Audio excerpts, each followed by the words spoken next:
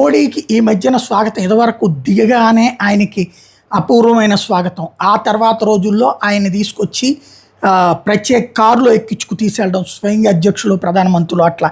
ఇప్పుడు ఈ మధ్యన ఇంకో కొత్త కాన్సెప్ట్ వచ్చింది. యుద్ధ విమానాలతో వచ్చి ఘన స్వాగతం పలకడం అన్నటువంటి. తాజాగా ఇండోనేషియా పర్యటనకు వెళ్ళిన సందర్భంలో అరుదైన గౌరవం ఇచ్చారు. ఆ దేశం ప్రత్యేకంగా స్వాగతించింది. ఆయన ప్రయాణిస్తున్న విమానం జకార్తా గగనతలంలో ప్రవేశించగానే ఆ దేశ వైమానిక దళానికి చెందిన యుద్ధ విమానాలు ఎస్కార్ట్గా వచ్చినాయి. మోడీ విమానాశ్రయానికి చేరుకోగానే ఇండోనేషియా అధ్యక్షుడు ప్రబోవో సుబియాంతో స్వయంగా వచ్చి స్వాగతం పలికారు. ఈ విషయాన్ని ప్రధాని మోడీ సోషల్ మీడియాలో పంచుకున్నారు.